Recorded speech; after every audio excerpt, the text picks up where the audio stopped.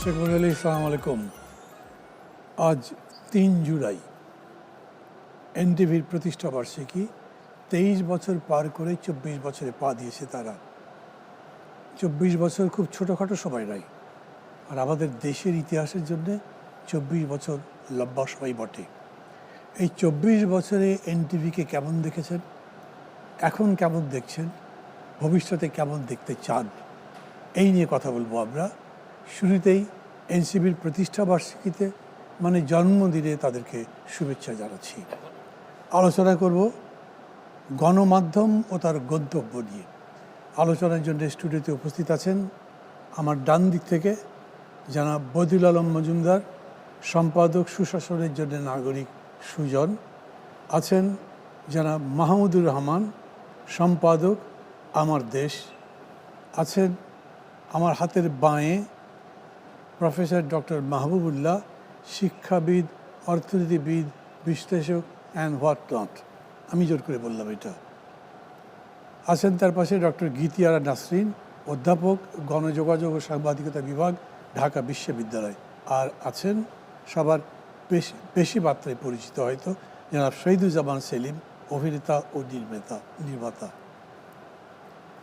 ৩ জুলাই মানে জুলাই মাস, জুলাইয়ের শুরু হয়েছে। ১ বছর আগে এই জুলাই মাস আমাদের দেশে একটা ইতিহাস তৈরি করেছে, যার পরিণতি হয়েছে শেষ পর্যন্ত ৫ আগস্টে। লম্বা চড়া বলবার অবকাশ আছে বলে মনে হয় না। সমগ্র বিশ্বকে কাঁপিয়ে দিয়ে সেই অভ্যুত্থান আমাদের দেশে গণতন্ত্রের জন্যে একটা যাত্রার পথ নির্মাণ করেছিল। একই সঙ্গে দুটো বিষয়, গণমাধ্যম, গণতন্ত্র এবং গন্তব্য, এই নিয়ে কথা বলবো। শুরুতে শ্রদ্ধা জানাচ্ছি আবু সাঈদ মুগ্ধসহ অসংখ্য মানুষ যারা জীবন দিয়েছেন, আর হাজার হাজার মানুষ যারা পঙ্গু হয়েছেন, তাদের সবার প্রতি তাদের সেই আত্মত্যাগ যাতে সার্থক হয়, সফল হয়, সেজন্য আমরা সবাই কায় মনোবাক্যে প্রার্থনা করছি। শুরু করছি যারা বদিউল আলম মজুমদার আপনাকে দিয়ে, কিন্তু আমি একটু উল্টা করে শুরু করি। আমি বলি আগে গণমাধ্যমের গন্তব্য কী হওয়া উচিত। অনেক ধন্যবাদ। তো আমি বোধহয় গণমাধ্যম সম্পর্কে এইখানে যারা আছেন তাদের মধ্যে সবচেয়ে অনভিজ্ঞ। কিন্তু আপনি ডাইনে আছেন বলে একেবারে কোনায় তাই শুরু করলাম আপনাকে দিয়ে। ওকে, অনেক ধন্যবাদ। তো আমি গণমাধ্যমের ভূমিকা সম্পর্কে আমি যেটা দেখি, আপনি বলেছেন যে আমাদের যে জুলাই অভ্যুত্থানের মাধ্যমে আমাদের জন্য একটা নূতন সম্ভাবনার দ্বার উন্মোচিত হয়েছে। একটা গণতান্ত্রিক রাষ্ট্র প্রতিষ্ঠার এবং একই সাথে সুশাসন কায়েম করার, মানুষের অধিকারগুলো নিশ্চিত করার একটা সুযোগ সৃষ্টি হয়েছে। তো এই প্রেক্ষাপটে আমি দেখতে চাই একটা গণতান্ত্রিক ব্যবস্থাতে কতগুলো কিংবা একটা রাষ্ট্রে অনেকগুলো শক্তি থাকে, শক্তি পাওয়ার।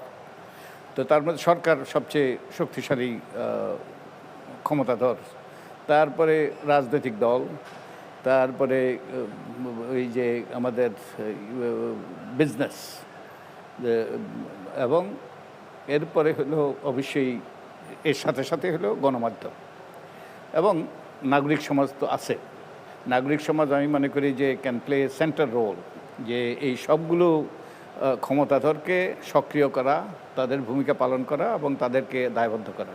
তো গণমাধ্যমের এই যে গণতান্ত্রিক ব্যবস্থা, এই যে ক্ষমতার উৎসগুলো আছে, এগুলোকে যে দায়বদ্ধ করার ব্যাপারে, এগুলোর স্বচ্ছতা নিশ্চিত করার ব্যাপারে, এবং একই সাথে এর পাশাপাশি এই প্রতিষ্ঠানগুলোকে এক কথায় কার্যকর করার ব্যাপারে, এর পাশাপাশি জনগণকে সচেতন করা, জনগণকে তথ্য দেওয়া এবং জনগণের সামনে এই যে কি ঘটছে না ঘটছে এটার প্রতিনিয়ত সেগুলো তুলে ধরা, এই গুরুত্বপূর্ণ ভূমিকাটা পালন করছে।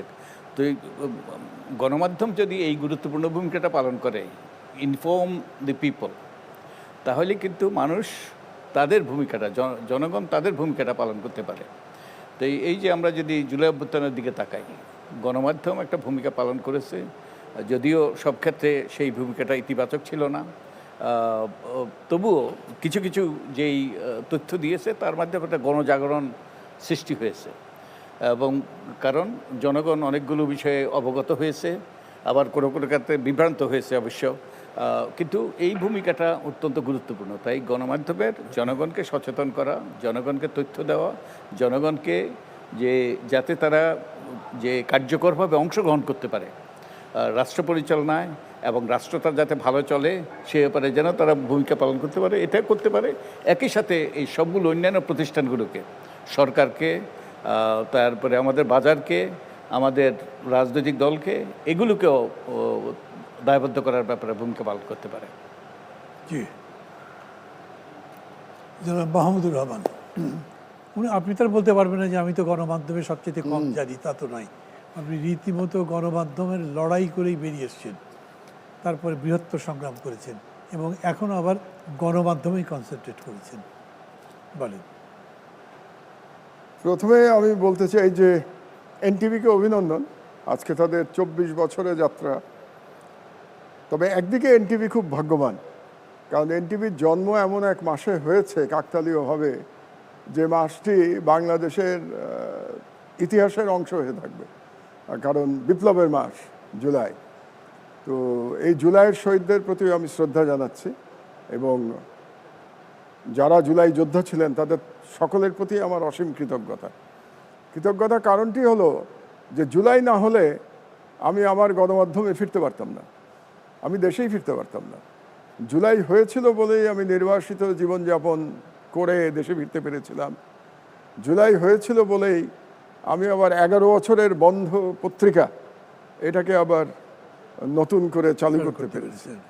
কাজে আমার ব্যক্তিগত এবং প্রতিষ্ঠানগত এবং গণমাধ্যমের পক্ষ থেকে আমার মনে হয় জুলাই যোদ্ধাদের প্রতি আমার কৃতজ্ঞতার অন্ত নেই। আর আপনার যে প্রশ্ন যে গণমাধ্যমের গন্তব্য, আসলে রাষ্ট্র থেকে গণমাধ্যম বিচ্ছিন্ন তো না, গণমাধ্যম কোনো বিচ্ছিন্ন দ্বীপ না। রাষ্ট্রের যেভাবে পরিচালিত হবে তার সঙ্গে গণমাধ্যমের একটা বড় সম্পর্ক রয়েছে।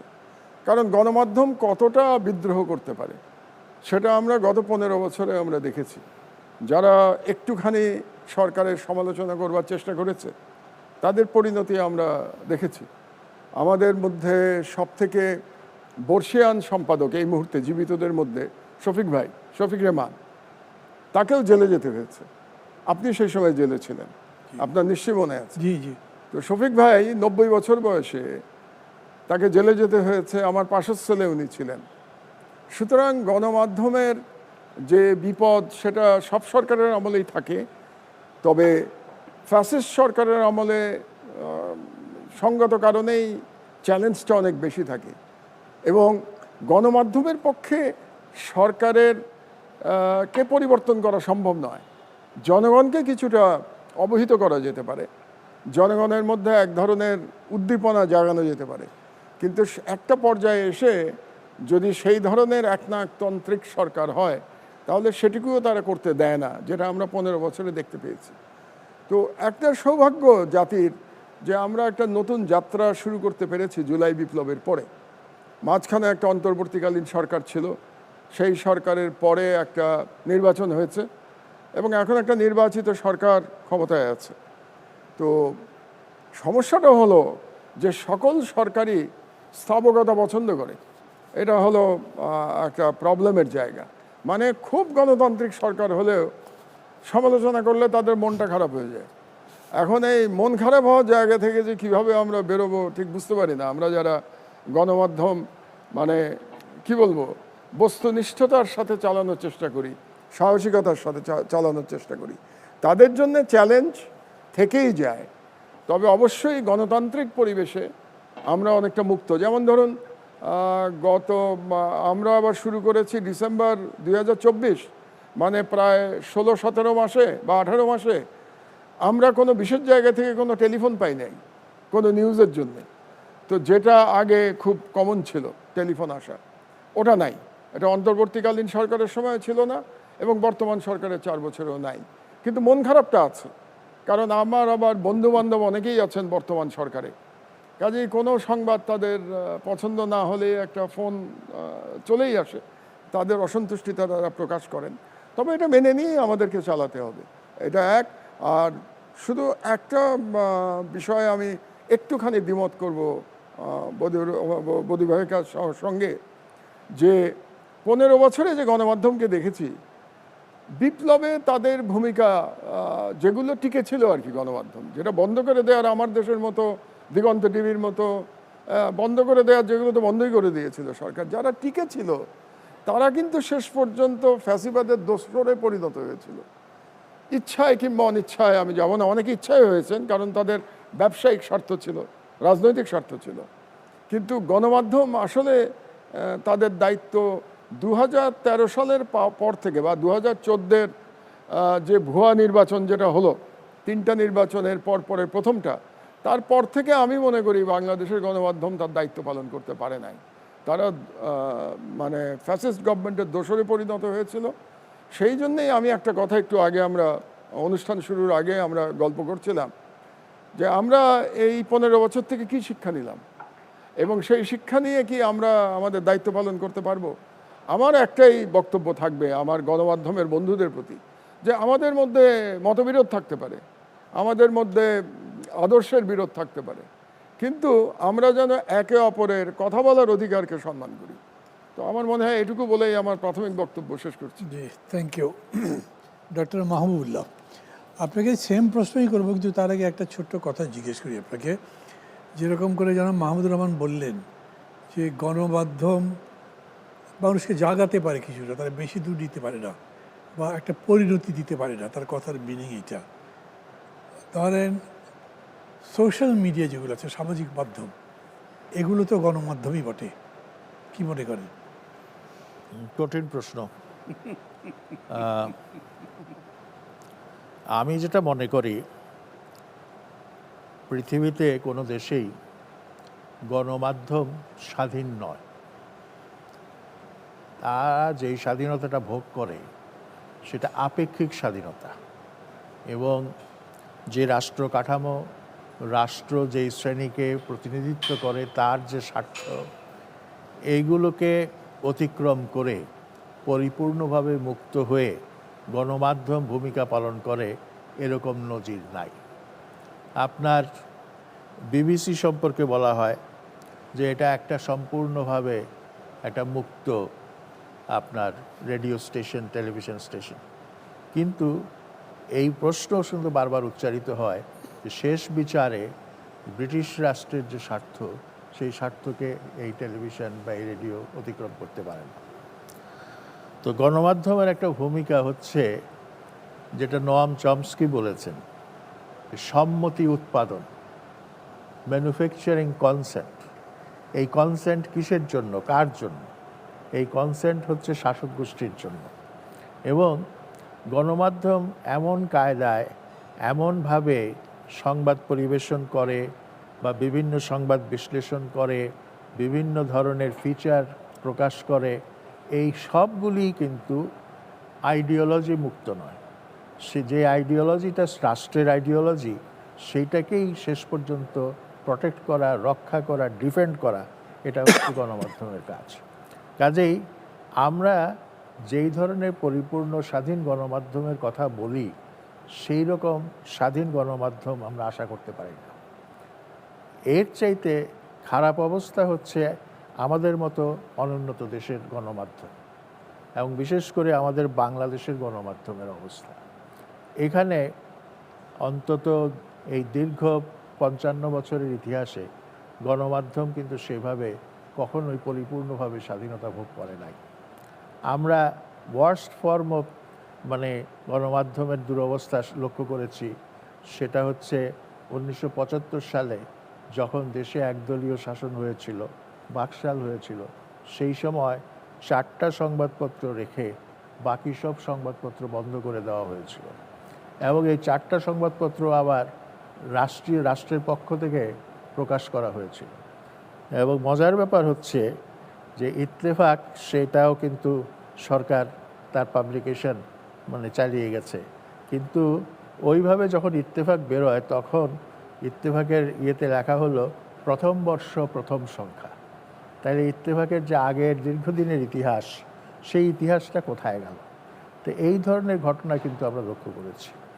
আবার মাহমুদুর রহমান সাহেব যেটা বললেন যে এখন আর বিশেষ জায়গা থেকে বা বিশেষ এজেন্সি থেকে কিভাবে আপনি সংবাদ পরিবেশন করবেন সেই সম্পর্কে অন্তত ইন্টারিম সরকারের আমলে বা এখনও সেই রকম কোনো নির্দেশনা নাই।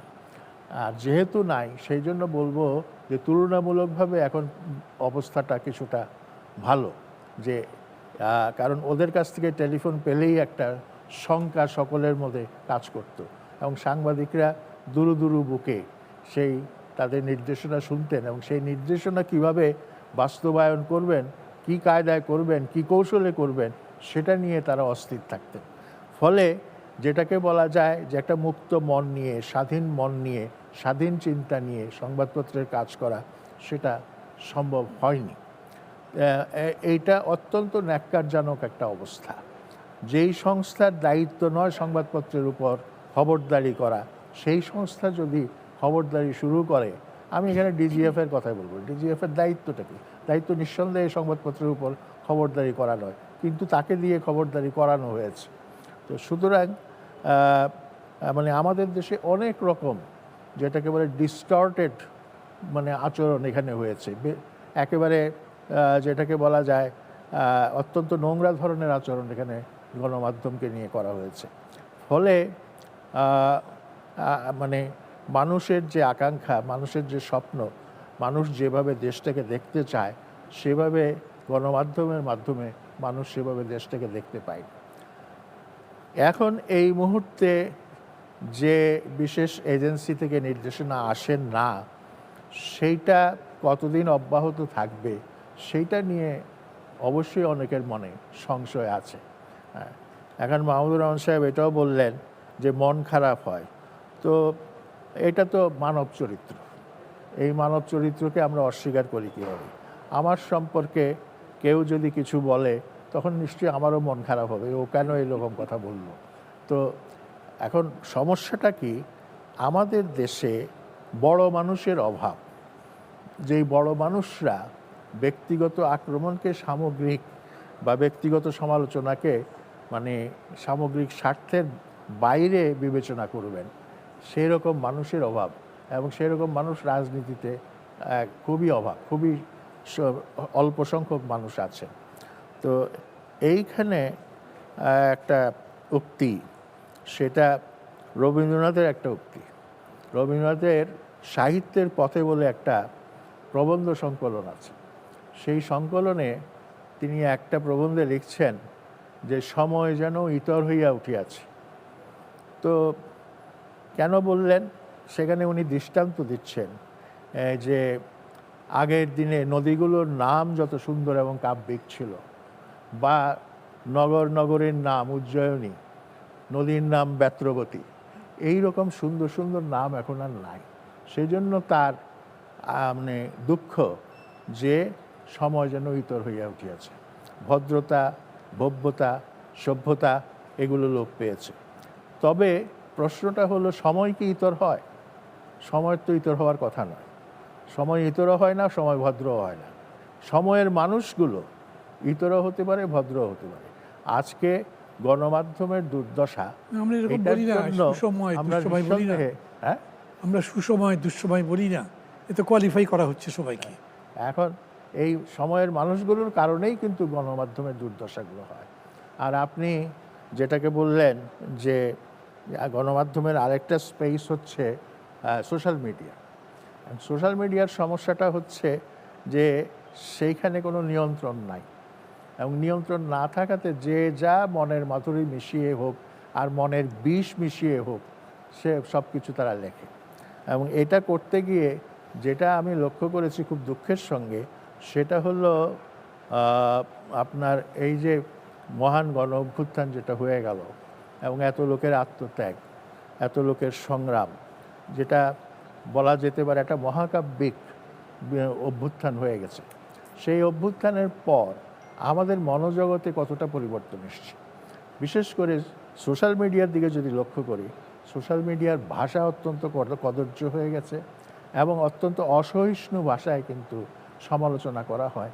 এটা তো বোধহয় আমাদের কাম্য না, এটা হওয়া উচিত না। এখন সমস্যাটা হয়ে গেছে, সেখানে নিয়ন্ত্রণ করার কোনো সুযোগ নাই। হ্যাঁ, কিছু কিছু নিয়ন্ত্রণ মানে যেটাকে কারিগরি উপায়ে করা হয়, কিছু কিছু যেটা যাদের মাধ্যম তারাই হয়তো কিছু কিছু এডিট করে বাদ দিয়ে দেয়, কিন্তু প্রচার একবার হয়েই যায় বা দুবার হয়েই যায়, ফলে ক্ষতি যেটা হওয়ার সেটা হয়েই যায়। তো এইটা আমরা একটা যুগ যন্ত্রণার মধ্যে পড়েছি। এটা প্রযুক্তি আমাদেরকে যে স্বাধীনতা দিয়েছে, যে সুযোগ দিয়েছে, সেই সুযোগের ব্যবহার আমরা যথার্থভাবে করছি না, ফলে একটা বড় ধরনের সমস্যা হচ্ছে। আরেকটা কথা যেটা বলতে চাই সেটা হচ্ছে যে absolute freedom of press or media, এইটা বোধহয় আশা করা যায় না। কারণ আপনি একটা রাষ্ট্রের মধ্যে বাস করেন, রাষ্ট্রের নিরাপত্তার প্রশ্ন আছে, রাষ্ট্রের অস্তিত্বের প্রশ্ন আছে।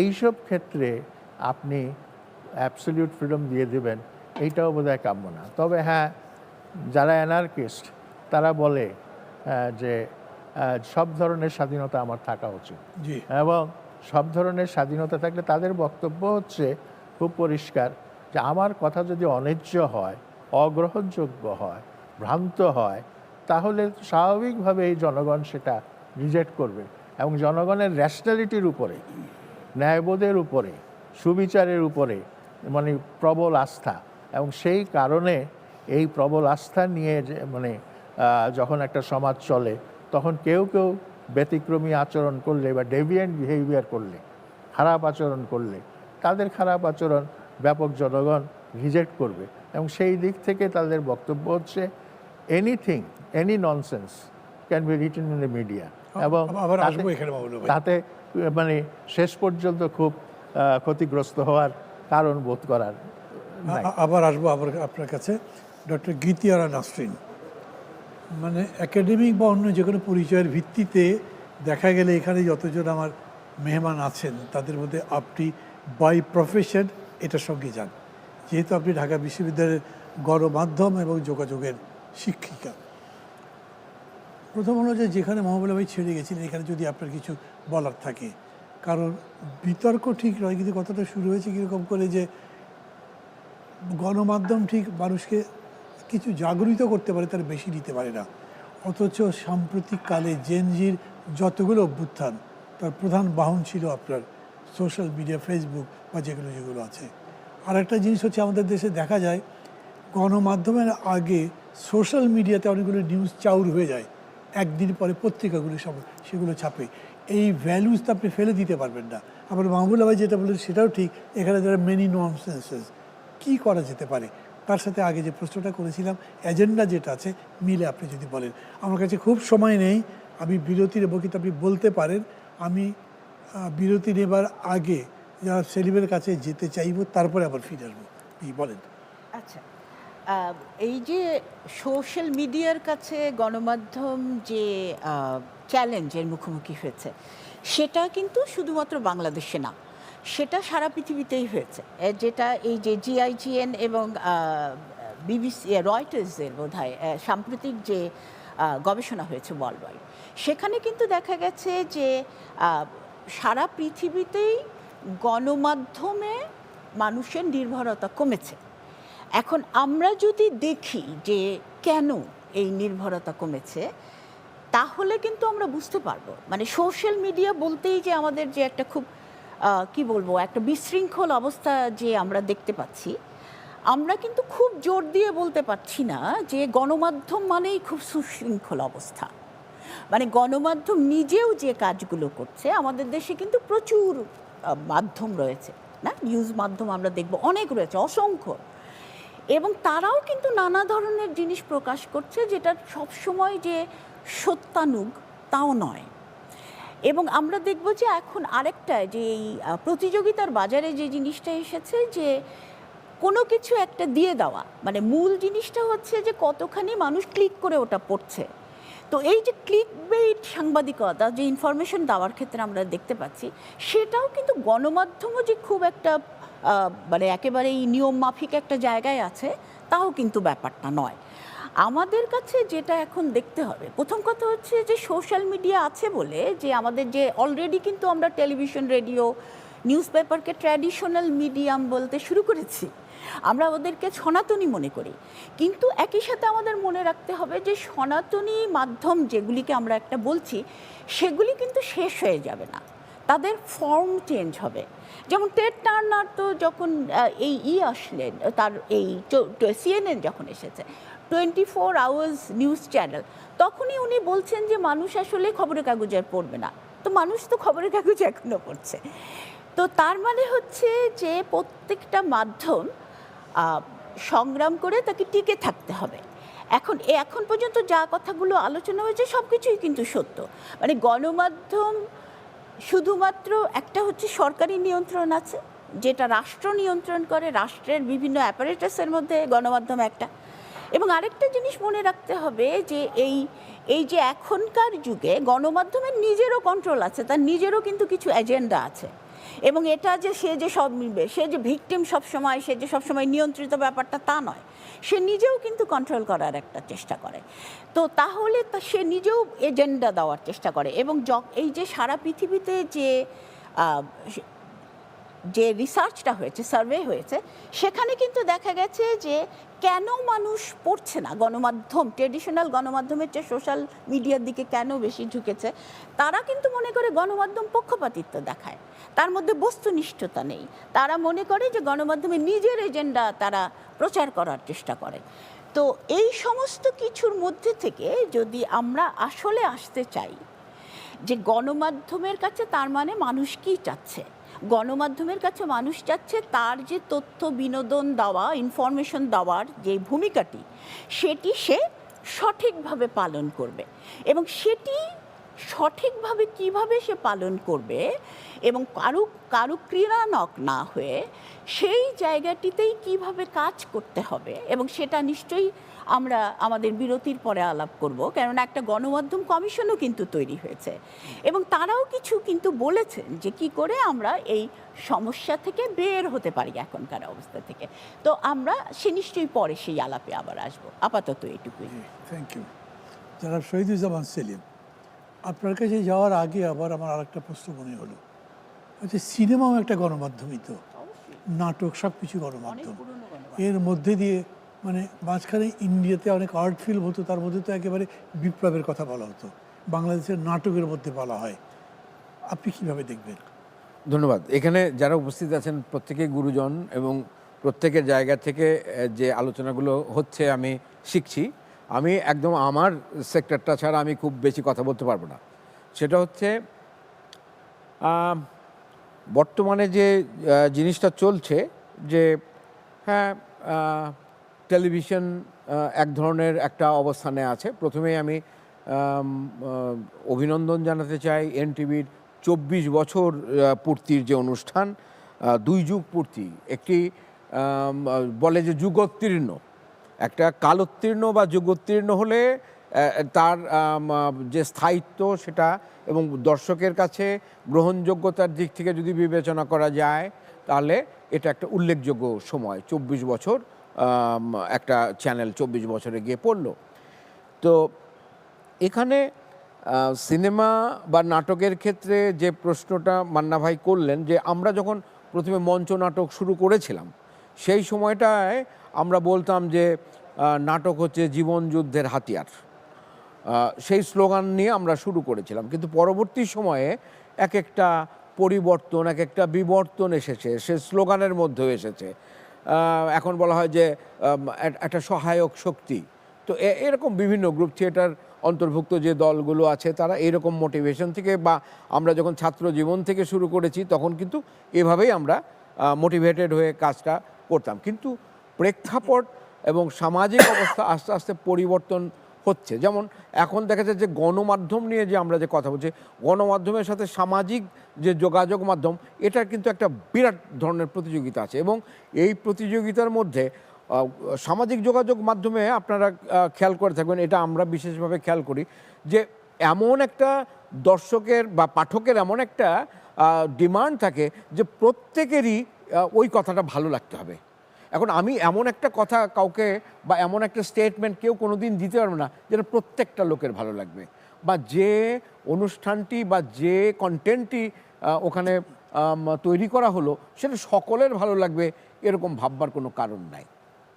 এখন টেলিভিশন কোম্পানিগুলো কি করছে, এখানে এক ধরনের একটা নীতিমালার অভাব আছে একদম শুরু থেকে। একটা নীতিমালা করবার প্রয়োজন ছিল একদম শুরু থেকে। গণমাধ্যমের গন্তব্য এবং ভবিষ্যৎ যদি আমরা বলতে যাই, দেখেন আপনি এখন খেয়াল করলে বাংলাদেশের মতো ছোট একটা দেশে 30টির উপরে চ্যানেল আছে, এবং এখানে আলাদাভাবে কিছু নিউজ চ্যানেল আছে আর কিছু আপনার মিক্সচার চ্যানেল আছে। সেটাতে নিউজও হয়, আপনার এন্টারটেইনমেন্ট প্রোগ্রামও হয়, নানান কিছু টক শো হয়, অনেক কিছুই হয়। তো দুটা প্রেসক্রিপশন আছে এখানে। এই প্রেসক্রিপশন অনুযায়ী একটা হলো বিটিভি ফর্মুলা, যেটা সরকার নিয়ন্ত্রিত যে গণমাধ্যম, সেই যে গণমাধ্যমের ফর্মুলা অনুযায়ী কিছু টেলিভিশন আমাদের এখানে অপারেট করছে। আর কিছু হলো একদম আলাদাভাবে নিউজ চ্যানেল হিসেবে বা কিছু স্পোর্টস চ্যানেল আজকাল হয়েছে। তো এখানে লক্ষ্য করা যায় যে আমাদের যে নিজস্বতা, আমাদের যে নিজস্ব প্রোগ্রাম, সেইগুলোর ক্ষেত্রে অনেক ক্ষেত্রে আমরা পিছিয়ে পড়েছি, এবং অনেক বিদেশি প্রোগ্রাম এসে আমাদের চ্যানেলগুলোতে ঢুকে গেছে। তাতে কি হয়েছে, শিল্পীরা এবং নির্মাতারা কর্মহীন হয়ে পড়ছে। এটা একদম নীতিমালার অভাবের কারণে হয়েছে। যারা বদিউল আলম মজুমদার, আপনার কাছে যাই, মানে কিছু পয়েন্ট উঠে গেছে, যেমন গণমাধ্যম নিয়ে কিংবা নাটক, সিনেমা, এগুলো তো গণমাধ্যমের মধ্যেই, অবশ্যই। সোশ্যাল মিডিয়াও বটে। আমি জানি না এগুলোকে কীভাবে ডিফাইন করে, আপা বলতে পারবেন, কি বলবেন এগুলো সব মিলে? সব মিলেই বলছি। ওকে, তো অনেক ধন্যবাদ। প্রথমে আমি আবারও, আমার মনে হয় আমি ওই সুযোগটা নেই যে এনটিভি যে 24 বছরে পদার্পণ করলো, তার জন্য তাদেরকে অভিনন্দন জ্ঞাপন করা। এবং 24 বছর কম সময় নয়, 24 বছরের একজন মানুষ টকবগে যুবক, তো এটাও একটা গণমাধ্যমের জন্য সেই রকম অবস্থা তারা পৌঁছেছে। তো আমি আশা করি তারা অতীতে যে অবদান রেখেছে এবং যেই শিক্ষা গ্রহণ করেছে অতীতের অভিজ্ঞতা থেকে, তা কাজে লাগিয়ে তারা ভবিষ্যতে তাদের কার্যপদ্ধতি নির্ধারণ করবে, যার মাধ্যমে গণমাধ্যমের যে সকল ভূমিকা পালন করার কথা তারা আরও সুচারুরূপে পালন করতে পারবে। একটা ভূমিকার কথা তো আমি বলেছি যে আমাদের রাষ্ট্রে যে ক্ষমতার উৎস, সরকার হলো সবচেয়ে ক্ষমতাধর। সরকারের হাতে এই যে বৈধভাবে বল প্রয়োগের ক্ষমতা আছে, যে আইনের মাধ্যমে, এবং তাদের সব রকম ইয়েও আছে, তাদের পুলিশ আছে, সেনাবাহিনী আছে, সব আছে।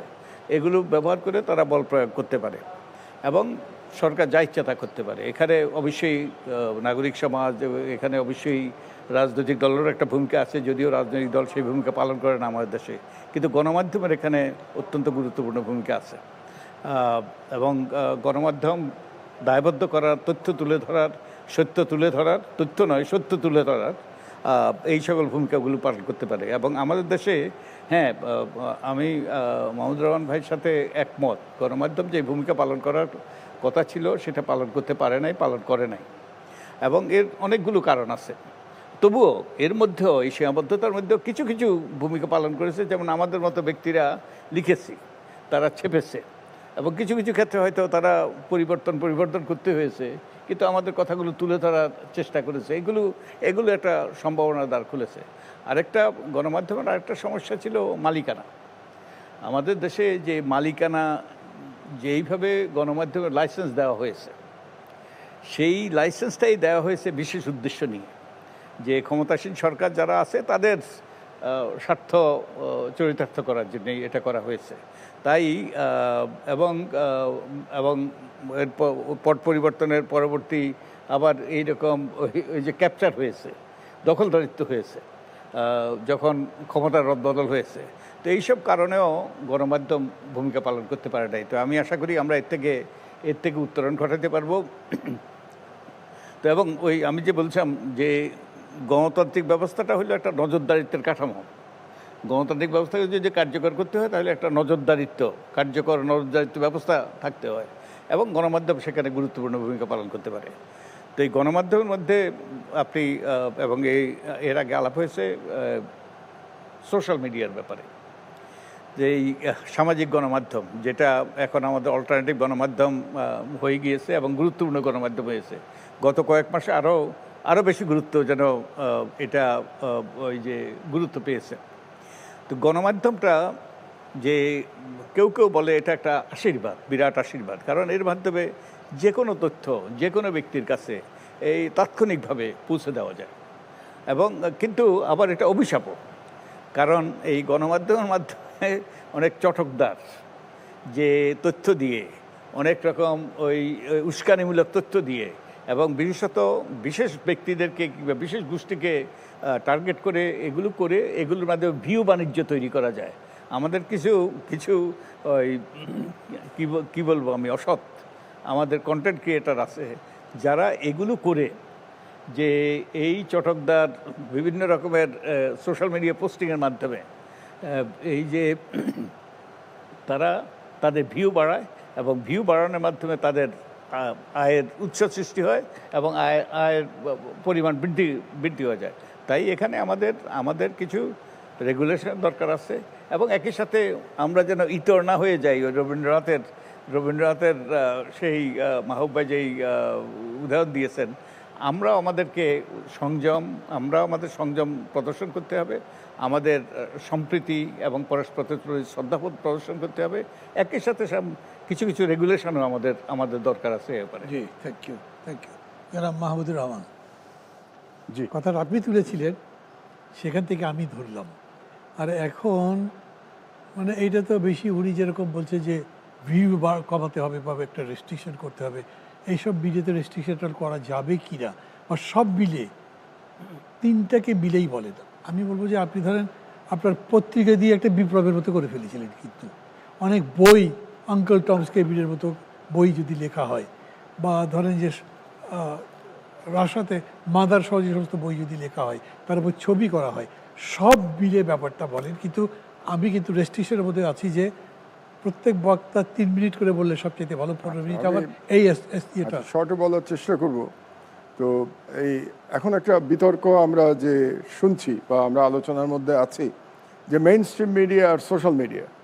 তো আমি এখানে প্রফেসর গীতিয়ারা আছেন, উনি একাডেমিক ব্যাখ্যা দেবেন, কিন্তু আমি ব্যবহারিক ব্যাখ্যাটা দিতে চাচ্ছি। ব্যবহারিক ব্যাখ্যাটা হচ্ছে যে আস্তে আস্তে কিন্তু মেইন স্ট্রিম মিডিয়া এবং সোশ্যাল মিডিয়া মার্জ করে যাচ্ছে। এটা কি আপনারা খেয়াল করছেন কিনা? ব্যবহারিক জীবনে এসে আমি এটা বুঝতে পারছি, হয়তো আপনাদের চেয়ে একটু বেশি। কারণ হচ্ছে যে আমার মিডিয়া, আমার দেশ, আপনারা সবাই মনে করেন আমার দেশ তো একটা প্রিন্ট মিডিয়া, কিন্তু আমার দেশ সোশ্যাল মিডিয়া। কারণ হচ্ছে আমার দেশের যে অনলাইন ভার্সন, সেটা তো সারাক্ষণ আমাকে নিউজ দিতে হচ্ছে। আমার দেশের ইউটিউব চ্যানেল আছে, সেটা সোশ্যাল মিডিয়ার অংশ। কাজে আস্তে আস্তে কিন্তু মেইন স্ট্রিমের সাথে সোশ্যাল মিডিয়ার একটা মার্জার হচ্ছে, এবং এটা শুভ লক্ষণ। হলে যে শুভ লক্ষণ এই জন্যে যে মেইন স্ট্রিম মিডিয়ার কিছু দায়িত্বশীলতা আছে, তাদের জবাবদিহিতা আছে, পাঠকের কাছে আছে, রাষ্ট্রের আইনের কাছে আছে, যেটার থেকে অনেক সময় কন্টেন্ট ক্রিয়েটাররা মুক্ত থাকেন। কিন্তু যখন মেইন স্ট্রিম মিডিয়া আরও বেশি করে সোশ্যাল মিডিয়ায় আসবে, তখন কিন্তু কন্টেন্ট ক্রিয়েটাররাও একটা চাপের মধ্যে থাকবেন, কারণ কম্পিটিশনটা তখন মেইন স্ট্রিম মিডিয়ার সাথেও তাদেরকে করতে হবে। চটকদার জিনিস দিয়ে বেশি দিন টিকে থাকা যাবে না, এটা হলো আমার যেটা মনে হয়। দ্বিতীয় যে কথাটা আমি বলতে চাচ্ছি, সেটা হলো যে এর নেগেটিভ সাইডটা আমাদের জন্য, যেটা চ্যালেঞ্জের সাইডটা, সেটা হচ্ছে যে একটা প্রিন্ট মিডিয়াতে আমরা যতভাবে চেক করে নিউজ দিতে পারি, যে সময়টা পাই বিকেল থেকে প্রিন্টিং পর্যন্ত প্রায় 7-8 ঘন্টা, অনলাইনে কিন্তু আমি ওই সময়টা পাচ্ছি না। এবং যেহেতু অনলাইনে সময় পাচ্ছি না, এখন একটা প্রতিযোগিতা চলছে যে এক্স পত্রিকা আমার আগে এই খবরটা দিয়ে দিল। তো এখানে যে ফ্যাক্ট চেকিংয়ের ব্যাপারটা, এটা কিন্তু অনেক কঠিন হয়ে যাচ্ছে আমাদের জন্য, সময়ের কারণে, উদ্দেশ্যের কারণে না। আমার ধারণা, আমি বিশ্বাস করি প্রতিটি মেইন স্ট্রিম মিডিয়া সঠিক খবর দিতে চায়, বস্তুনিষ্ঠ দিতে চায় তার নিজের স্বার্থে। সেটা মানে বিভিন্নভাবে হয়তো মিডিয়া পলিসির কারণে বা এডিটোরিয়াল পলিসির কারণে ম্যানুফ্যাকচারিং কনসেন্টের একটা ব্যাপার থাকে, মাহবুব ভাইয়ের সাথে আমি একমত। কিন্তু বেসিক্যালি মেইন স্ট্রিম মিডিয়াকে বস্তুনিষ্ঠ নিউজ না দিলে সে টিকে থাকতে পারবে না। তো সেই কারণে আমাদের জন্য ব্যাপারটা খুবই চ্যালেঞ্জিং অনলাইন মিডিয়ার ক্ষেত্রে। 24 ঘন্টা চলে অনলাইন মিডিয়া, কিন্তু এবার খেয়াল করেন, এর আগে আমরা চিন্তা করতাম না যে 3 শিফটে পত্রিকা চলবে। অনলাইন মিডিয়া কিন্তু 3 শিফটে চলে, কন্টিনিউয়াসলি কেউ না কেউ ওখানে আছেন। কাজে ফ্যাক্ট চেকিং আমাদের জন্য একটা বড় চ্যালেঞ্জ। আর একটা বড় চ্যালেঞ্জ, যেটা প্রফেসর গীতিয়ারা বললেন, যে পত্রিকা এখনো পড়ছে কিন্তু সাংঘাতিকভাবে কমে যাচ্ছে, এটা কিন্তু বাস্তবতা।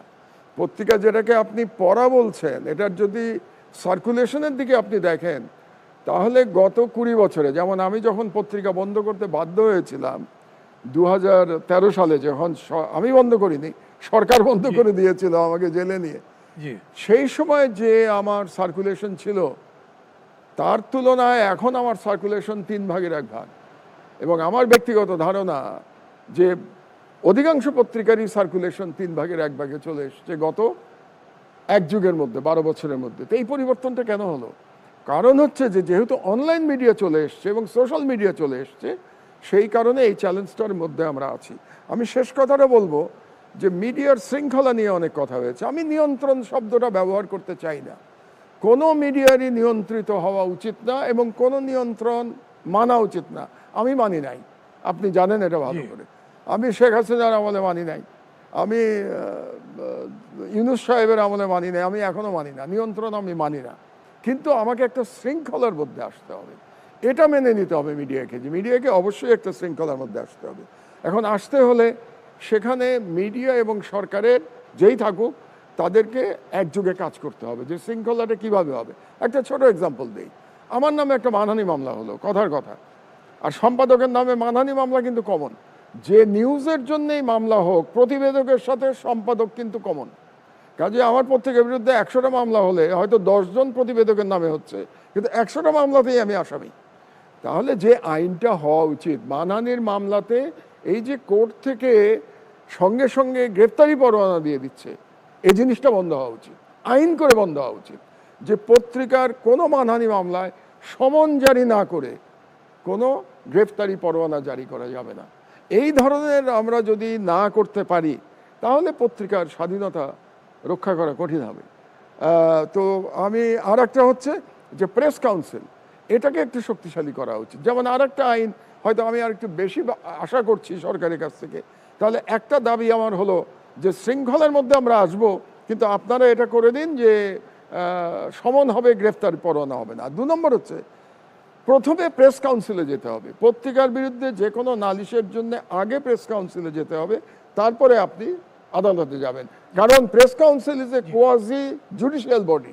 তো আপনি কোয়াজি জুডিশিয়াল বডিকে কাজ করতে দেবেন না, তো তাহলে আপনার মিডিয়া স্বাধীন কি করে হবে?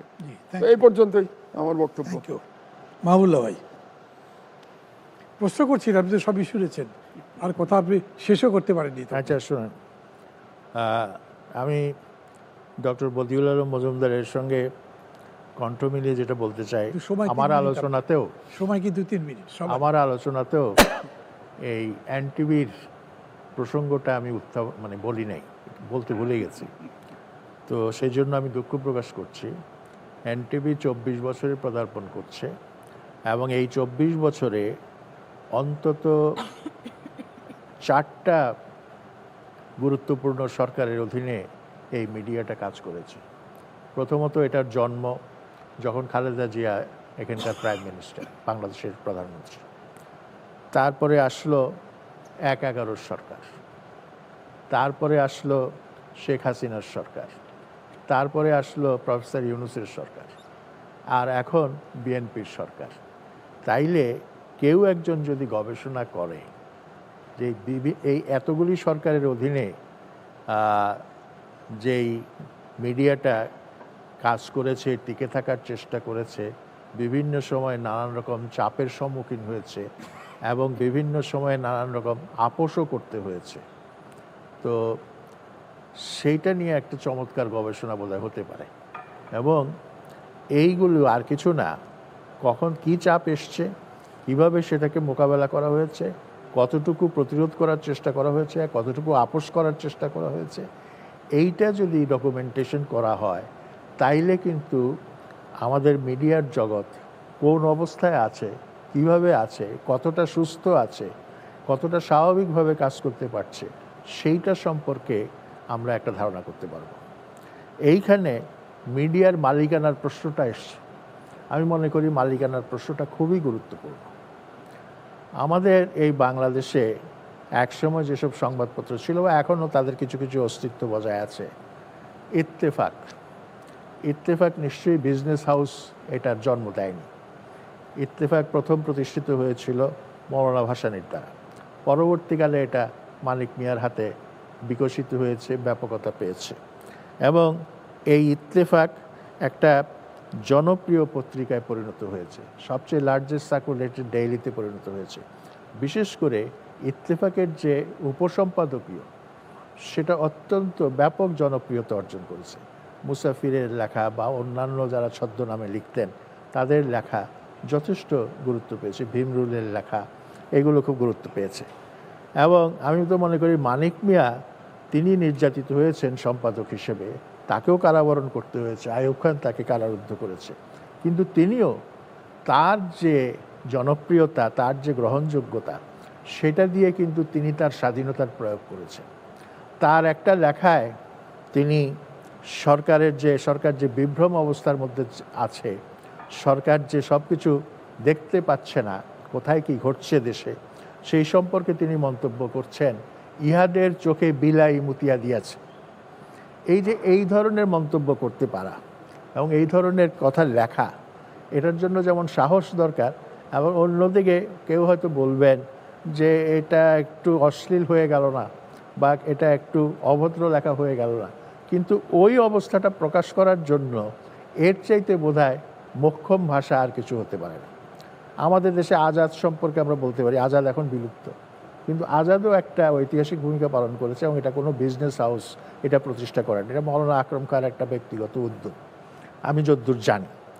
আর আপনার সংবাদের কথা বলবেন, সংবাদের ইতিহাসও সেরকম না, কিন্তু হাল আমলে যে ঘটনাটা ঘটছে, আমার মনে হয় অধিকাংশ প্রিন্ট মিডিয়ার পেছনে বড় বিজনেস হাউস আছে, অধিকাংশ ইলেকট্রনিক মিডিয়ার পেছনে বড় বিজনেস হাউস আছে, এবং বিজনেসম্যানরা নিজেরাই ব্যক্তিগত আলাপে বলেন যে আমরা তো স্বাধীন না, আমরা সরকারের অধীন, আমাদেরকে ব্যবসা করতে হলে অনেক কিছু মেনে চলতে হবে, সরকারের অনেক নির্দেশনাকে হজম করতে হবে, অনেক আপোষ করতে হবে।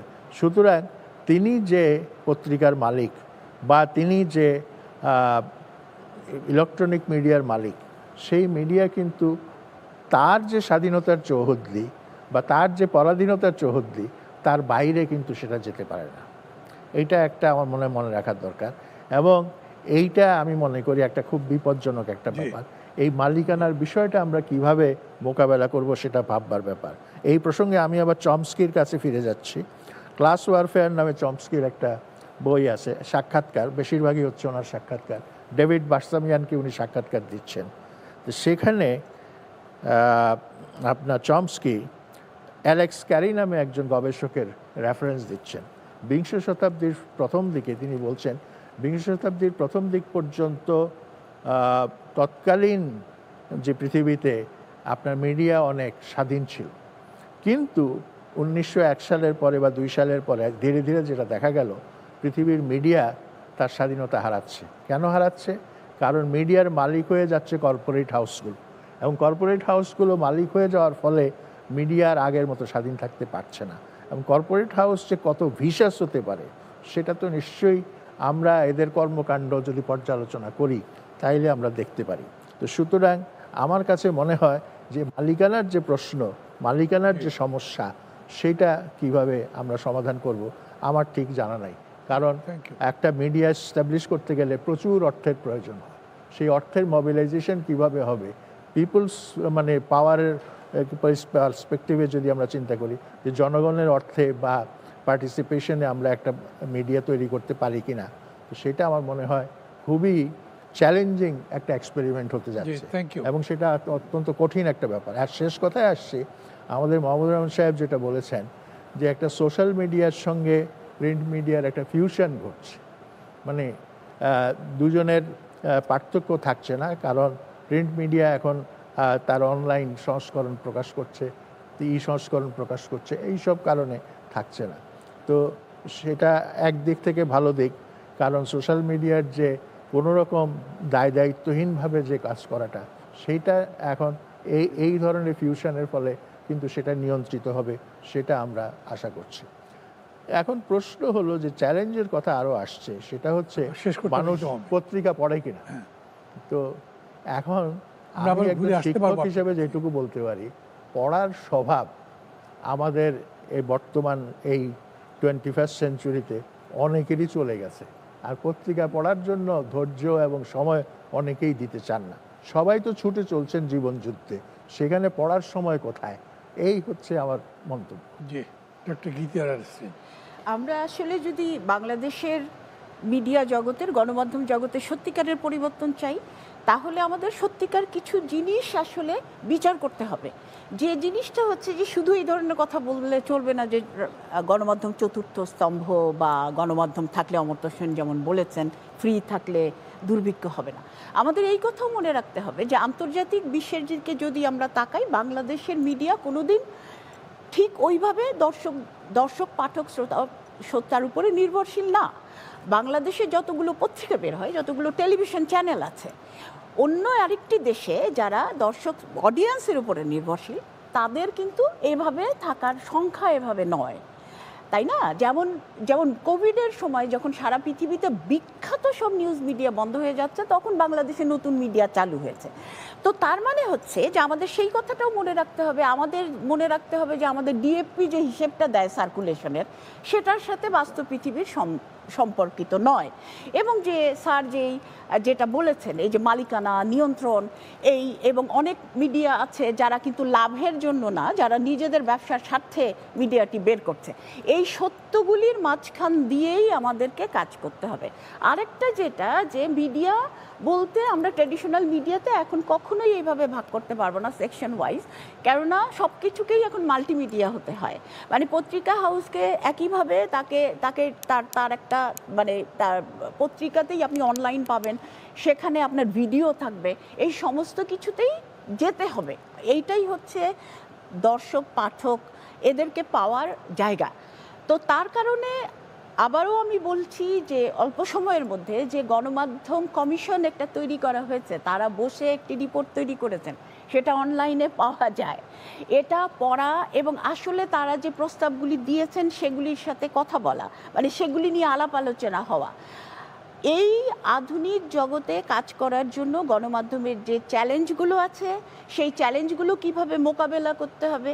যেমন প্রেস কাউন্সিল তো কভার করছে না, টেলিভিশন কভার করছে না, অনেক কিছু কভার করছে না। প্রেস কাউন্সিলকে আমরা কাগজে বাঘ বলি, কেননা তার ক্ষমতাও অনেক সীমাবদ্ধ। তো সেই কারণে কিন্তু একটি স্বাধীন গণমাধ্যম কমিশনের কথা বলা হয়েছে, এবং বেশ কিছু জিনিস সেখানে প্রস্তাব করা হয়েছে যে যার মাধ্যমে আমরা এই সমস্যাগুলো সমাধান করতে পারি। অনেকগুলি সেখানে সুপারিশ দেওয়া হয়েছে। কিছু কিছু জরুরি ব্যাপার আমরা ভুলে যাই, যে আধুনিক এই সময়ে কাজ করতে হলে যে যারা কাজ করবেন মিডিয়া কর্মীদের আলাদা প্রশিক্ষণ প্রয়োজন, তাদের ফ্যাক্ট চেকিংয়ের যেমন প্রশিক্ষণ প্রয়োজন, তেমনি কিন্তু মিডিয়াকে গবেষণা করতে হবে যে বিষয়ে তারা ভীষণ দুর্বল, মানে তারা গবেষণার প্রয়োজনীয়তাই বোধ করেন না, যেটা বাইরের পৃথিবীতে R&D ডিপার্টমেন্ট মানেই হচ্ছে তাকে ডেভেলপমেন্টের জন্য গবেষণা করতে হবে। তো এই সমস্ত কিছু মাথায় না রেখে আমরা যদি মনে করি যে ট্র্যাডিশনালি আমরা চলতে থাকবো ইত্যাদি, তাহলে আসলে আমরা গণমাধ্যমের চ্যালেঞ্জগুলো কখনো মোকাবেলা করতে পারবো না।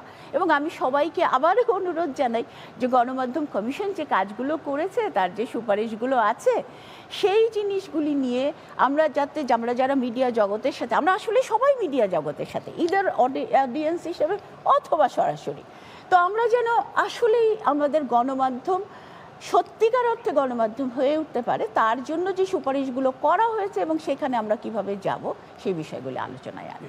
Thank you. জনাব শহীদুজ্জামান সেলিম, আপনি বলেছেন যে আপনি এগুলো বোঝেন না, কিন্তু আপনি কথা যা বলেছেন সেগুলোর মধ্যে ছিল। প্রশ্ন করেছিলাম জনাব শহীদুজ্জামান সেলিমের কাছে, আপনি বলেন।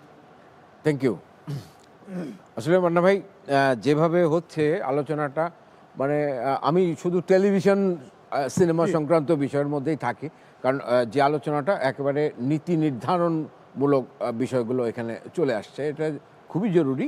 কিন্তু বাস্তব পরিস্থিতি বর্তমানে টেলিভিশনে কি আছে, যখন থেকে শুরু হলো বেসরকারি মালিকানা টেলিভিশন কোম্পানিগুলো আসা, তারপর একের পর এক বিভিন্ন টেলিভিশন কোম্পানি এসছে।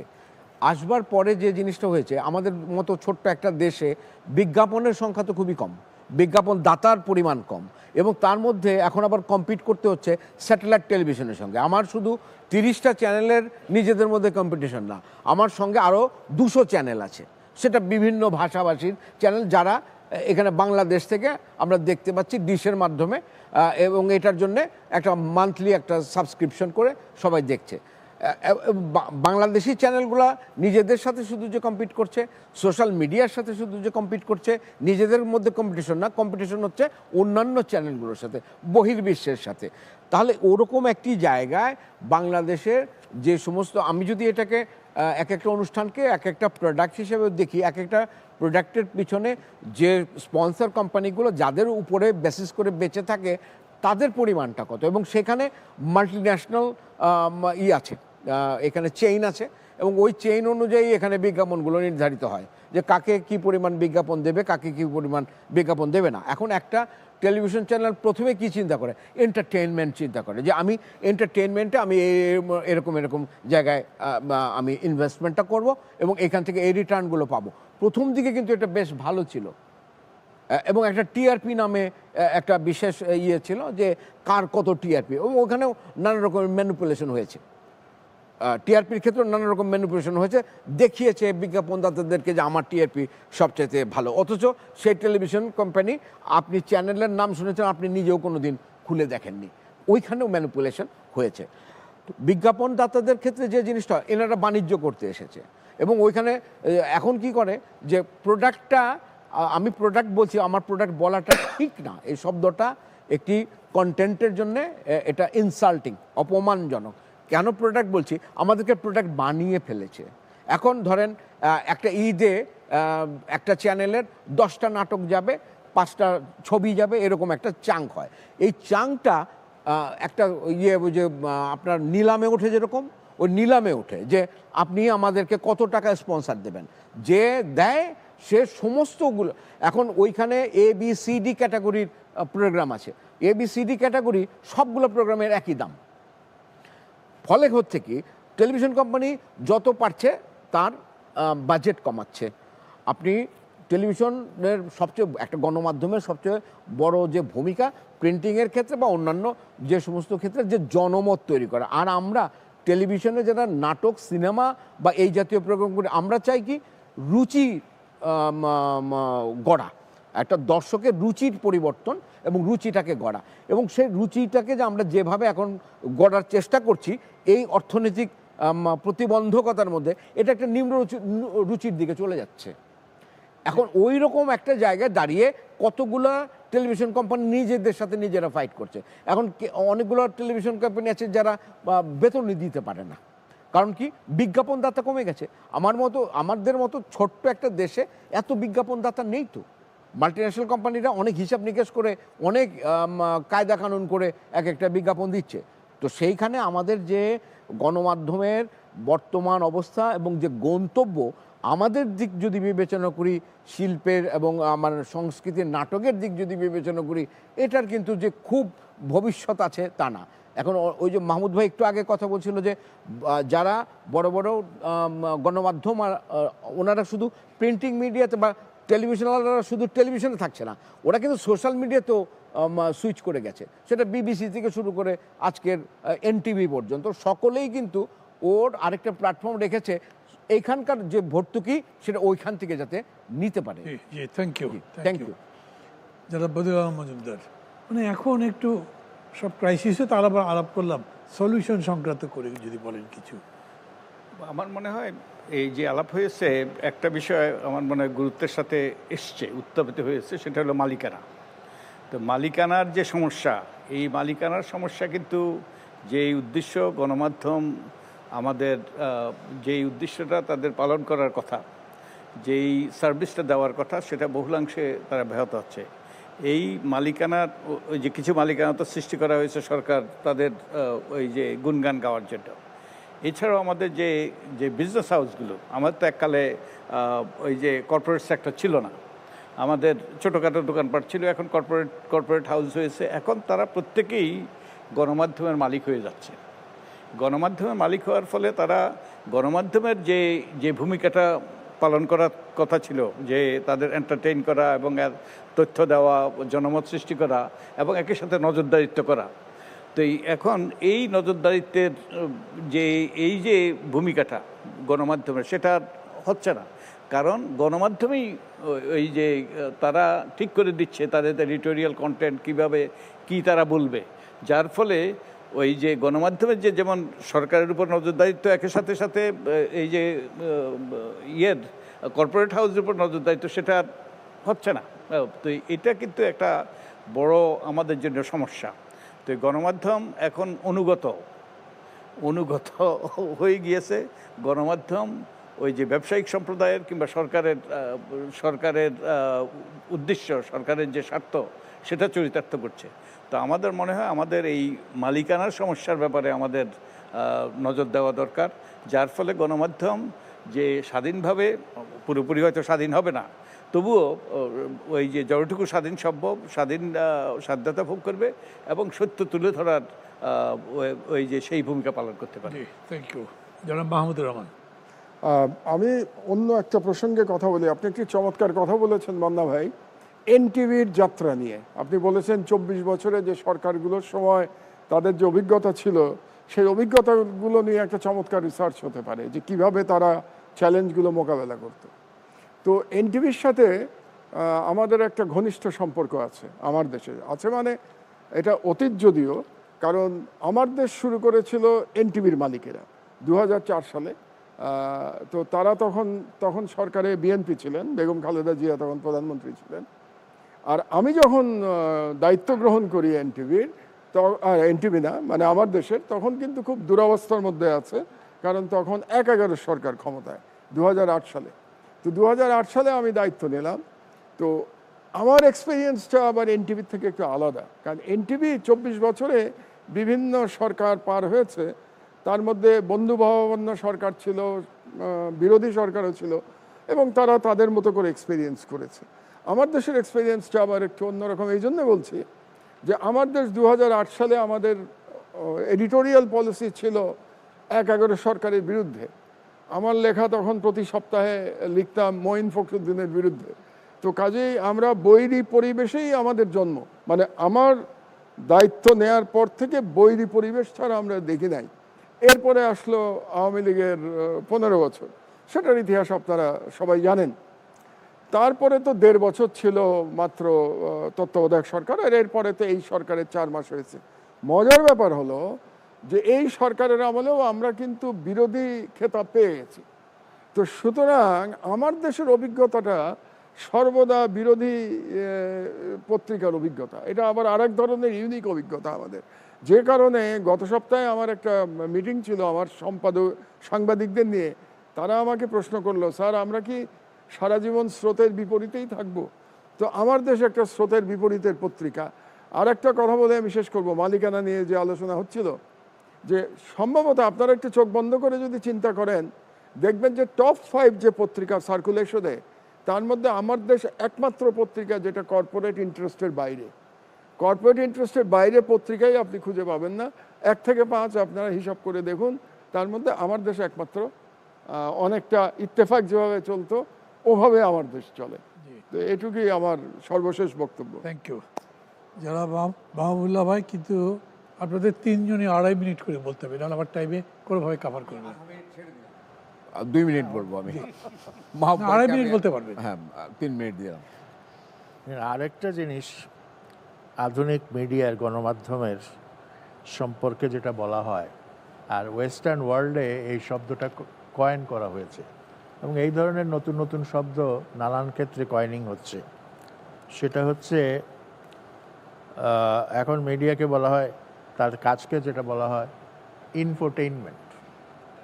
মানে একদিকে মিডিয়া ইনফরমেশন দেবে, আবার অন্যদিকে এন্টারটেইনমেন্ট দেবে, এই দুটো জিনিসের সমন্বয়। এখন এই দুটো জিনিসের সমন্বয় করতে গিয়ে শেষ পর্যন্ত ইনফরমেশনেরই বা কী অবস্থা হচ্ছে আর এন্টারটেইনমেন্টের অবস্থায় বা কী দাঁড়াচ্ছে, সেটা কিন্তু একটা বড় প্রশ্ন। এবং এইভাবে ইনফোটেইনমেন্ট মানে এন্টারটেইনমেন্ট এবং ইনফরমেশন দুটোকে একসঙ্গে পরিবেশন করতে গিয়ে কিন্তু অনেক ধরনের বিকৃতি বা ডিস্টরশনের সৃষ্টি হচ্ছে। এবং এগুলোর ডেভেলপমেন্ট হচ্ছে এই কারণে যে যেটাকে বলা হয় যুগের চাহিদা, সময়ের চাহিদা। সময়ের চাহিদার কারণেই কিন্তু এই মিডিয়ার এই বিবর্তনগুলো হচ্ছে, এবং এই চাহিদা শেষ পর্যন্ত আমাদেরকে কোথায় নিয়ে যাবে সেইটা একটা বড় প্রশ্ন। তা এখন একটা বিপদ, সেটা হচ্ছে অনেক সময় অনেক ট্র্যাডিশনাল মিডিয়া, খুব নামকরা মিডিয়া বিলুপ্ত হয়ে যাচ্ছে, মরে যাচ্ছে। এটা কিন্তু খুব একটা বিপজ্জনক। আমি ওয়েস্টার্ন ওয়ার্ল্ডের কথা বলছি, আমাদের দেশেও কিন্তু হচ্ছে, অনেক পত্রিকা না চলতে পেরে বন্ধ হয়ে গেছে। তো স্বাধীনতার জন্য অনেক কিছু দরকার, আমরা এটা এখানে আলোচনা করেছি, কি কি জিনিসগুলি দরকার, মালিকানা থেকে শুরু করে বিভিন্ন প্রসঙ্গ আমরা আলোচনা করেছি। কিন্তু স্বাধীনতার জন্য একটা বড় জিনিস হচ্ছে প্রতিযোগিতা, কম্পিটিশন। এই কম্পিটিশন যদি থাকে তাইলে কিন্তু পত্রিকাগুলো কিছু না কিছু, বা ইভেন ইলেকট্রনিক মিডিয়াও কিছু না কিছু স্বাধীনভাবে কাজ করতে পারে। আর প্রতিযোগিতা যদি বিলুপ্ত হয়ে যায় তাইলে কিন্তু আপনার যেটুকু স্বাধীনতা আমরা এখন দেখছি মিডিয়ার, সেই স্বাধীনতাটুকুও কিন্তু থাকবে না। এইখানে বিপদের ব্যাপার হচ্ছে এই কম্পিটিশনের মধ্যে কিন্তু আবার এক ধরনের অ্যাগ্লোমারেশন হচ্ছে। সেটা কি, ওই যে কর্পোরেট ইন্টারেস্ট তারা কিন্তু এই রাষ্ট্রের সঙ্গে তারা ওতপ্রোতভাবে জড়িত। ফলে হচ্ছে কি, আলাদা এন্টিটি হলেও কিন্তু তারা একটা এন্টিটি হয়ে যাচ্ছে, এবং এই একটা এন্টিটি হয়ে যাওয়ার ফলে যেটা কম্পিটিশনের কথা আমি বলছি, সেই কম্পিটিশনটা কিন্তু থাকছে না। যেমন পত্রিকাগুলোর মধ্যে একটা প্রতিযোগিতা থাকে, সবচেয়ে সর্বশেষ খবরটি কোন পত্রিকা দিতে পেরেছে। আপনার তাশকান্দে যখন লাল বাহাদুর শাস্ত্রী মারা গেলেন, তখন আমরা দেখলাম পাকিস্তান অবজারভার পত্রিকা তার লেট নাইট এডিশন, মানে রাত 3টা-4টার দিকে তার মৃত্যুর খবরটা তারা করলো, এবং অন্য কোনো কাগজ কিন্তু সেটা দিতে পারলো না। এবং একেবারে ফার্স্ট পেজে ডান দিকে মানে তার মৃত্যুর সংবাদটা তারা দিয়েছিল, এবং এইটা খুব আলোড়ন সৃষ্টি করেছিল। পাঠকদের মনেও কিন্তু একটা আলোড়ন সৃষ্টি করেছিল যে এরকম একটা গুরুত্বপূর্ণ, অত্যন্ত জরুরি, জনঘনিষ্ঠ একটা সংবাদ এই পাকিস্তান অবজারভার করতে পেরেছে। এখন সেই প্রফেশনালিজমটা সংবাদপত্রে আছে কি না আমার প্রশ্ন। কারণ এই সব কিছু ইলেকট্রনিক হয়ে যাওয়াতে, আর সব কিছু আপনার কী বলে যন্ত্র নির্ভর হয়ে যাওয়াতে যেটা হচ্ছে সেটা হলো বেশিরভাগ পত্রিকা রাত 10টার পরে আর খোলা থাকে না, আমার যা ধারণা বাইরে থেকে, আমি ভুলও করতে পারি। আরেকটা হচ্ছে ব্যক্তিগত পর্যায়ে ইন্টারভিউ করা না করে মোবাইল ফোন আছে, আপনার একটা মতামত শুনতে চাই, তিনি কিন্তু যার মতামত নিচ্ছেন তার কাছে আসছেন না, অনেক দূরে থেকে তিনি তার মতামতগুলো নিচ্ছেন, এবং এই মতামত নিতে গিয়ে যেটা হয় অনেক সময় ফ্যাক্টসেরও ডিস্টরশন হয়। আমি এই 2 দিন আগে বললাম যে চায়নাতে 1 বছরে 26টি দেশের রাষ্ট্রপ্রধানরা ভিজিট করেছে। চীনের কি গুরুত্ব সেটা বোঝানোর জন্য, রাষ্ট্রপ্রধান এবং সরকার প্রধান ওরা লিখে দিল যে একটি সম্মেলন উপলক্ষে 26টি দেশের সরকার প্রধানরা এসছে এবং তারেক জিয়া এদের সঙ্গে কথা বলার সুযোগ পেয়েছে। তো এই রকমভাবে এইরকমভাবে ডিস্টরশনগুলো কিন্তু হয়, এবং এটা খুব বিপজ্জনক। আমি পরে প্রতিবাদ করেছি। তো প্রতিবাদ করলে কি হবে, একবার যেটা প্রচার হয়ে গেছে আমার নামে, আমার মানসম্মানও কিন্তু এটা দ্বারা মানে বিঘ্নিত হয়েছে, ক্ষতিগ্রস্ত হয়েছে।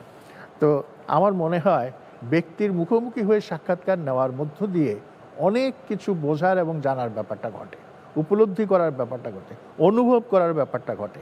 কিন্তু ওই যে মোবাইল ফোনে একটা সাক্ষাৎকার নিয়ে ফেললেন, এতে কিন্তু সেই কাজটা হয় না। তো সেই জন্য আমি আশা করব আগামী দিনে, এখানে একজন সম্পাদক বসে আছেন, তার কাছেও আশা করব যে সবগুলো না পারা যাক, গুরুত্বপূর্ণ বিষয়গুলো যেন যিনি করেন এই কাজটা, যেই সাংবাদিক কাজটা করেন, তিনি যেন ব্যক্তিগতভাবে গিয়ে ঢাকার যানজটের অজুহাতটা না নিয়ে ব্যক্তিগতভাবে গিয়ে ব্যক্তি বিশেষের সাক্ষাৎকারটা যেন তারা সরাসরি গ্রহণ করেন। তাহলে কিন্তু আমরা তুলনামূলকভাবে অনেক বেশি উপকৃত হতে পারি। জি, যে আমরা পেশাদারিত্ব সম্পর্কে কিছু তেমন বলি না, যদিও মাহবুব ভাইয়ের এখন পেশাদারিত্বের বিষয়টা এসছে।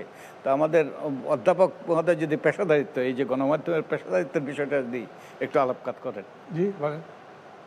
পেশাদারিত্ব ব্যাপারটা আসলে প্রফেশনাল, যদি মানে গণমাধ্যমকে নিজের পেশা যেটা, বা গণমাধ্যম কর্মীদেরকে নিজের পেশা যে জিনিসটা, সেটার প্রতি আসলে শ্রদ্ধাশীল থাকতে হবে। আমরা যেটা দেখতে পাচ্ছি না এখন, এবং একটা এর মধ্যে নানা কিছু রয়েছে। একটা হচ্ছে যে এই যে কোন উদ্দেশ্যে আসলে গণমাধ্যমটি প্রকাশ হয়, প্রচার হয়, এই সেখানে পেশাদারিত্বের অভাব, যে আপনি আসলে গণমাধ্যম হিসেবে কাজ করছেন না, আপনি জাস্ট প্রচার যন্ত্র বা ব্যবসা সহায়ক বা সরকারের মাউথপিস কিংবা কি প্রস্তুতি, হিসাবে যে কাজ প্রস্তুতি করছে দরকার। হ্যাঁ, তো তার জন্য যেমন দেখবেন যে আমাদের যে কথাগুলো আমি আগেও বলেছি যে গবেষণার ক্ষেত্রে যে দুর্বলতা, গবেষণা আমাদের দেখবেন মিডিয়া কাজ করবে কি, মিডিয়া কিভাবে কাজ করে, তারা নিজেরাই বসে বসে ডিসাইড করে যে দর্শক কি চায়। তার চেয়েও হাস্যকর কথা, দর্শক কি খায়, দর্শক শ্রোতা পাঠক কি খাবে। আমাদের একটা একেবারে ভায়াবল সিনেমা ইন্ডাস্ট্রি, যে রেভিনিউ আর্নিং এবং বৈদেশিক সাহায্যের উপরে নির্ভরশীল না, আমাদেরকে স্বীকার করতে হবে সেই ইন্ডাস্ট্রিটা আমরা ধ্বংস করেছি। এবং করেছি কিভাবে?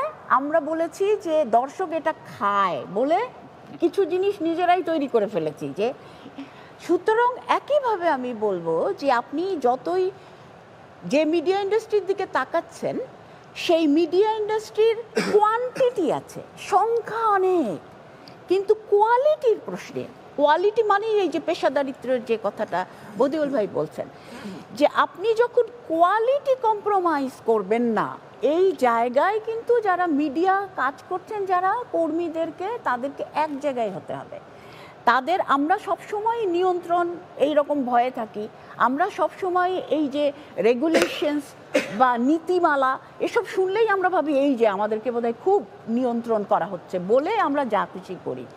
কিন্তু আসলে সংবাদ মাধ্যমগুলির নিজেদের নিয়ন্ত্রণ করতে জানতে হবে যে আমরা কি করছি, আমরা কি সেই যা আমাদের করার কথা সেই কাজটা করছি কিনা।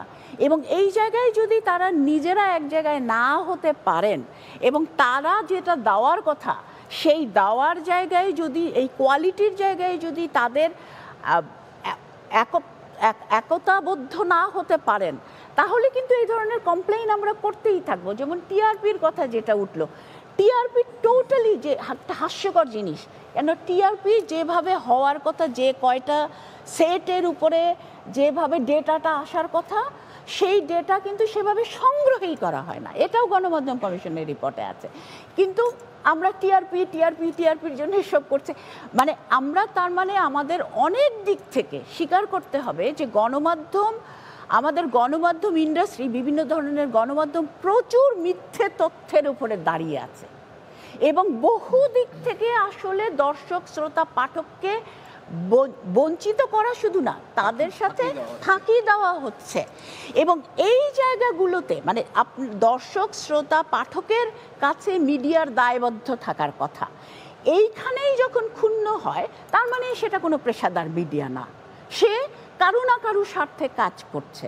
তো সেই জায়গাটা থেকে সেই জায়গায় নিয়ম নীতি আনার জন্য যখন আমরা প্রতিজ্ঞাবদ্ধ হব, বাকি জিনিসগুলো তো আছে, যে কিভাবে আপনি প্রশিক্ষিত করবেন, কিভাবে আপনি আপনার গবেষণা পরিচালনা করবেন, কিভাবে আপনি জানবেন যে আসলে আপনার অডিয়েন্স কি চাচ্ছে, আপনি সেখানে দায়বদ্ধ আছেন কিনা। এসব যখন চিন্তা আপনি করবেন না, কোনো পলিসির মধ্যে যখন আপনি যাবেন না, কখন ভবিষ্যৎ পরিকল্পনা আপনার থাকবে না, আপনি যখন যা দরকার সেটা দিয়ে যাচ্ছেন, তাহলে আসলে পেশাদারিত্ব বলে ওখানে আসলে কিছু নেই। এবং অজ্ঞতা এবং প্রস্তুতির অভাব প্রতিনিয়ত আমরা এটা অনুভব করি। তো সেই জায়গায় তার মানে যে সিভিল সোসাইটি, যে তাকেও কিন্তু গণমাধ্যমকে সবসময় প্রশংসা নয়, প্রশ্নের মুখাপেক্ষী রাখতে হবে যে আপনি কি আপনার দায়িত্ব পালন করছেন, আপনি কেন দায়িত্ব পালন করছেন না। তেমনি গণমাধ্যমকেও জবাবদিহির মুখোমুখি থাকতে হবে, তাহলেই পেশার দায়িত্ব আসবে, তাহলেই আমরা সত্যিকারের গণমাধ্যম একটা দেখতে পাবো, গণমাধ্যম ব্যবস্থা। শহীদুজ্জামান সেলিম, সংকটের কথা কিছু আপনি নিজে বলেছেন, নিজেদের কথা বলেছেন, সেটারও যদি সলিউশনের কথা বলে সামগ্রিক কথাটা বলেন। ধন্যবাদ। আসলে যে বিষয়টা অনেক আলোচনা হচ্ছে এখানে, যারা উপস্থিত আছেন আপনারা সিনেমা বা টেলিভিশন দেখেন কি না সেটা আমার জানা নাই, যদি খোঁজ খবর তো নিশ্চয়ই রাখেন, যদি রেখে থাকেন তাহলে দেখবেন যে আমাদের দেশে এখন চলচ্চিত্র শিল্পে বছরে 2 বার ছবি মুক্তি পায়, 2 ঈদে। দেখা যায় যে এক ঈদে 4টা ছবি মুক্তি পেয়েছে, আরেক ঈদে 5টা ছবি মুক্তি পেল। সারা বছরে 5 আর 4 9টা বা 10টা ছবি সারা বছরে মুক্তি পেল।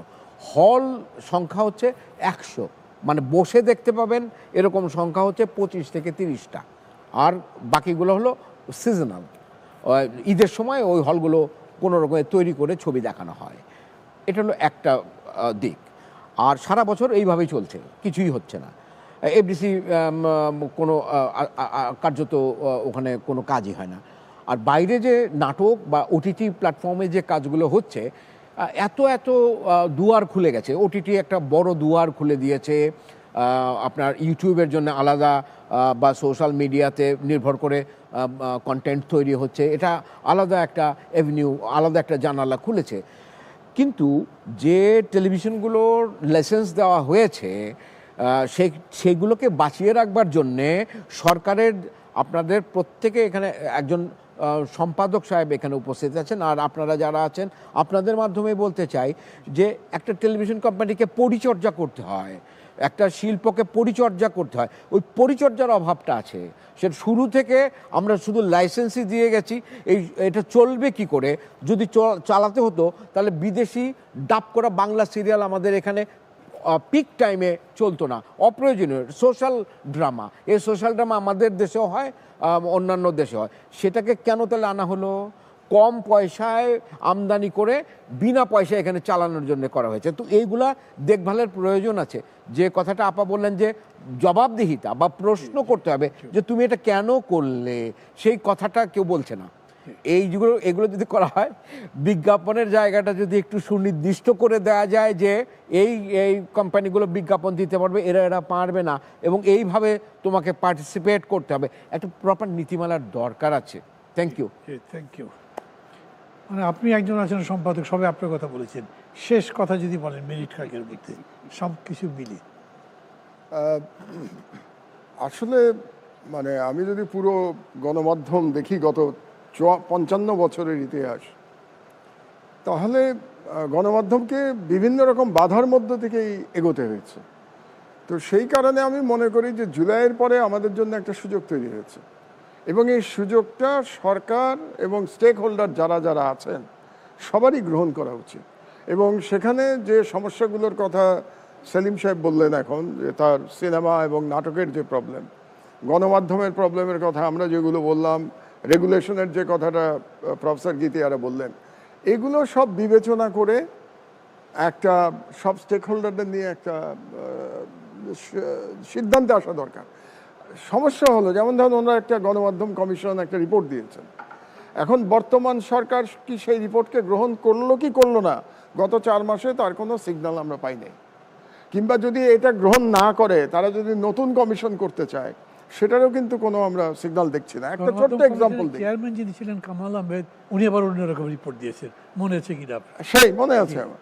তো এখন যেটা সমস্যা হলো, বিজ্ঞাপনের কথা বলি, সরকারি বিজ্ঞাপন যেটা, সেটা রাজনৈতিক দল যখন আসে তখন সকল রাজনৈতিক দলই সেটাকে নিয়ন্ত্রণ করে তার রাজনৈতিক স্বার্থে। তো আপনি তো সেটাকে সম্পূর্ণভাবে আপনি ইন্ডাস্ট্রির স্বার্থে তো ব্যবহার করছেন না, যেটা সেলিম সাহেব বলছিলেন বিজ্ঞাপনের কথা। অন্তত প্রিন্ট মিডিয়ার এটা আমি জানি যে বলে দেওয়া হয় যে কোন পত্রিকাকে বিজ্ঞাপন দিতে হবে। তো এভাবে তো একটা ইন্ডাস্ট্রির কোনো হেলদি প্রোগ্রেস সম্ভব না। তো কাজেই আমি মনে করি যে বর্তমান সরকার অনেক দিন পরে একটা গণতান্ত্রিক পরিবেশে আমরা আবার ফিরে এসেছি। এখনও টু আর্লি, একটা সরকারের মাত্র 4 মাস গেছে। তো আমি আশা করতে চাই যে তাদের সদিচ্ছা আছে, এবং সদিচ্ছা যদি থাকে তাহলে অন্তত ওনারা যে রিপোর্টটা করেছেন এত কষ্ট করে প্রফেসর ইউনূস সরকারের আমলে, সেটাকে বেস লাইন ধরে একটা কাজটা শুরু করে দেওয়া দরকার। জি, তো এটাই আমার মানে আহ্বান থাকবে এই বর্তমান সরকারের প্রতি। Thank you. Doctor Badiul Alam Majumdar, জনাব মাহবুবুল্লাহ, জনাব মাহমুদুর রহমান, ডক্টর গীতিয়ারা নাসরিন এবং শহীদুজ্জামান সেলিম, আপনাদের সবাইকেই ধন্যবাদ দিচ্ছি অনুষ্ঠানটা সৌন্দর্যবর্ধিত করবার জন্যে।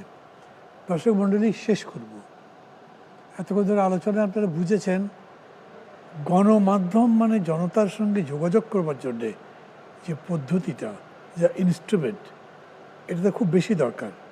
এই জন্যই গণমাধ্যমের উপরে সবাই জোর দেন। গণমাধ্যম কি করতে পারে, খুবই রেস্টুরেন্ট থেকে খুবই সীমিত যোগ্যতার কথা বা ক্ষমতার কথা বলবার পরেও এটা বোঝা গেছে সমাজ পরিবর্তনে, মানুষের চিন্তন বদলাতে, মানুষের মেজাজ বদলাবার জন্যে গণমাধ্যমের কোনো বিকল্পই নাই। আমি পৃথিবীর অনেক ইতিহাসের কথা বলবো না, কিন্তু বাংলার তখনকার অবিভক্ত বাংলার যে রেনেসাঁস, তার কথা আমাদের সবার মনে আছে। এই একেবারে পশ্চাৎপদ ভারতবর্ষের যে জেগে ওঠা, তার পেছনে এই দেশের পুরা ভারতবর্ষের যে সাহিত্যিক, যারা গণমাধ্যমের কর্মী, লেখালেখি করেছেন, নাটক করতেন, যাত্রা করতেন, সারি গান গাইতেন, বাউল গান গাইতেন, তাদের ভূমিকার কথা আমরা জানি। এখন পরিস্থিতিটা এরকম, এটা দুজন বলেছেন বিশেষভাবে, অন্যরা স্বীকার করেছেন, তা হচ্ছে এই পরিবেশ অন্তত গত 50 বছরের তুলনায় অনেক আলাদা। আগে যেরকম একটা নিয়ন্ত্রণের মধ্যে ছিলাম, একটা ভীতির মধ্যে ছিলাম, একটা রেগুলেশনের মধ্যে ছিলাম, এখন ঠিক ওইটা কার্যকরী নাই।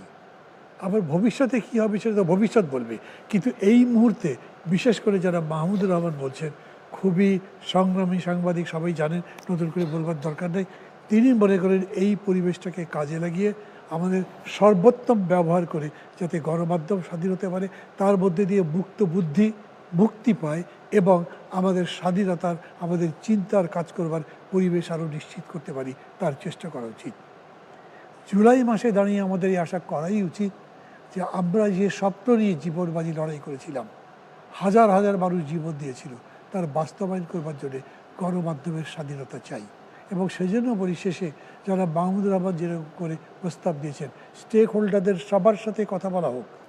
7-8 মাস ধরে যদি আমরা সংস্কার কমিশনের মিটিং করতে পারি এবং তারপরে যাই মানে রেজাল্ট হয়েছে সে আলোচনা, সে বিতর্কের মধ্যে আমি যাচ্ছি না, কিন্তু আমাদেরও চেষ্টা করা উচিত যাতে গণমাধ্যমকে আমরা অবারিত করতে পারি। শৃঙ্খলা ভাঙ্গার কথা কেউই বলেননি, কিন্তু বলেছেন নিয়ন্ত্রণ যেন না থাকে, সেই রকম একটা পরিবেশ করতে চেষ্টা করতে হবে আমাদের।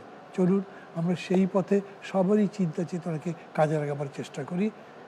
যেরকম করে এনটিভি এই উদ্যোগটা নিয়েছে, আজকের এই অনুষ্ঠানের আয়োজন করেছে, সেই জন্য এনটিভি কর্তৃপক্ষকে ধন্যবাদ দিচ্ছি। আর 24 বছরে পদার্পণ করবার পরে আগামী বছরগুলো আরও মসৃণ, আরও সুগম, আরও শক্তিশালী, বলিষ্ঠ হোক, জাতি এবং দেশ গঠনে তাদের ভূমিকা আরও বেশি প্রশংসিত হোক, এই আশা করে আজকের অনুষ্ঠান এখানে শেষ করছি। খোদা হাফিজ।